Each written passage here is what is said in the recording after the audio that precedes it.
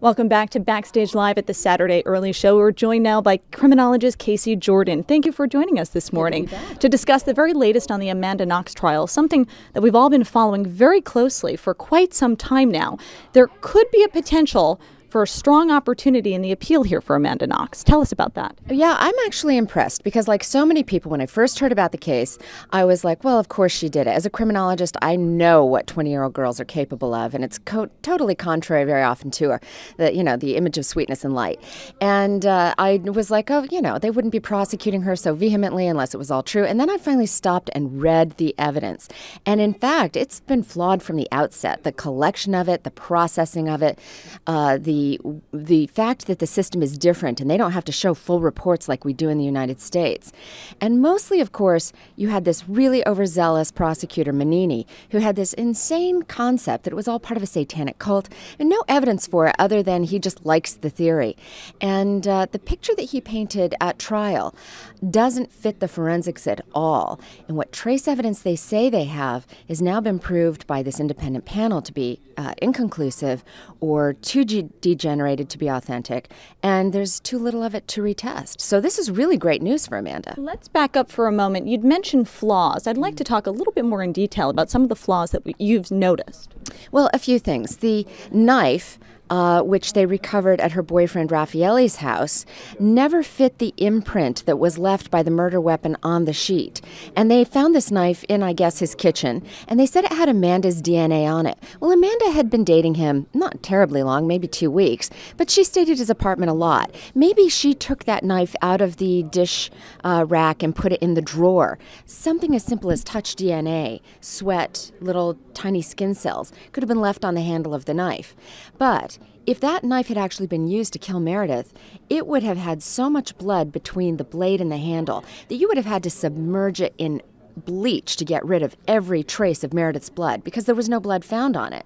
And that would have destroyed any of Amanda's DNA at the same time. So from the very beginning, just logical. I mean, introductory students to criminal justice would know this stuff, that you can't have a little bit of DNA of the killer and no DNA of the murder victim. It doesn't work. And they've maintained that there was DNA, potentially Raphael's DNA, on Meredith's bra clasp? Yes, the bra clasp that was left on the floor for 6 weeks. If you've seen footage, you saw that the video tape the police took of the crime scene shows it on the floor. And when I saw the video, I was horrified to see a CSI tech pick it up. Now, he had latex gloves on, but you never pick it up with your fingers because you could have other DNA on the outside of those gloves. You pick it up with tweezers, you put it in the bag. They're picking it up, they're holding it, they put it back on the floor, rephotograph it, and then they leave and forget to take it with them. So it sat on the floor of her apartment for 6 weeks before they came back, got it, processed it, found a trace of Raffaelle's DNA. Well, he was in that apartment a lot. A skin cell that was perhaps stuck on the bottom of a shoe could have gotten stuck to that bra clasp. And at this point, they really can't retest the bra clasp. Well, it was so trace in the beginning that it was such a trace amount, it was questionable in the first place. But then they stored it in a jar of liquid, which is never protocol for DNA. It doesn't go in liquid. It gets dried. It stays very properly stored in the right temperature. So now it can't be retested. And as far as I can tell, the bra clasp is out. In terms of the Lifetime movie, it was a hot topic. The family was very concerned that this would really affect her opportunity for a real fresh new trial. Was there any indication that it has affected things negatively or positively in any way? Well, to the extent that this case has always been tried in the courtroom of public opinion, the Lifetime movie did not help. It was full of factual flaws. You can get on the net and read the top 5 or 10 errors that were simply not based on fact, but were definitely part of the movie because it was meant to entertain, not educate. And I absolutely understand why Amanda and her family are incensed by the movie because it is inaccurate. At the same time, what probably got Amanda convicted in the first place was a mixture of overzealous prosecution, shoddy evidence, and public opinion. So the movie, if it keeps people believing that she really did sexually assault and cut this girl's throat as part of a satanic sexual orgy, which if you stop and think about it is really a stretch. and it isn't supported by the evidence, then I think Amanda has every reason to think that movie has hurt her image. Her parents, Amanda Knox's parents, have faced legal issues of their own in Italy. What is the status on that? I think that was really just a way of the Italian judicial system, as I love to say, giving them the smackdown. They are guests of Italy, and when in Rome, you do as the Romans. And it probably was not smart for them to be critical of the system because they're on Italian turf. And so by slapping them with the slander, by hitting them with this libel and saying, stop criticizing our system, they got control back. And if they're wise, they'll just back up, be quiet, not be critical, because for the first time we're seeing the Italian system actually work the way it probably should have in the first place. Let them save face, and they really might come out with a proper verdict this time. Again, I don't know if Amanda did it or not, but I know there's no evidence that really supports that conviction. What would the prosecution have to do then at this point to prove she is guilty? Well, I don't think they can at this point because they did it based on evidence, which they can't recreate.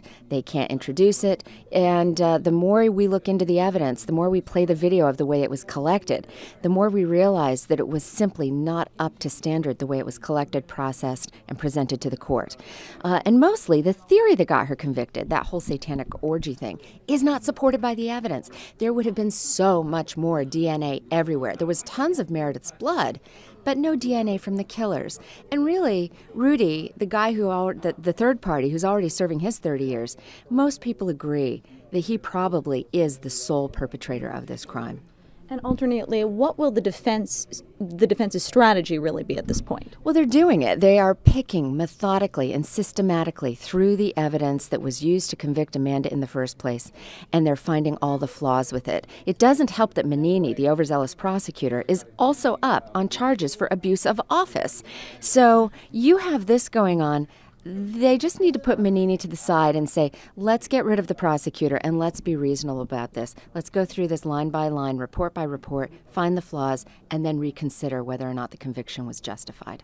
Bryce, do we have any questions from our chat room for Casey? Yeah, Cool Jets would like to know if Amanda is found innocent, what kind of fallout could the Italian court system feel from that? Well, you have to remember, Amanda might be in this situation to start with because she is a foreign girl. And to be honest, Raffaele, her boyfriend, who's an Italian national, will also be freed if Amanda is free. Both of their convictions are being looked at as they reprocess the evidence and go through this again on the appeal. So the fallout is going to be lessened because if it were only Amanda, there might be a lot of backlash from the public. But because an Italian national is involved as well, you've got a victory for their own.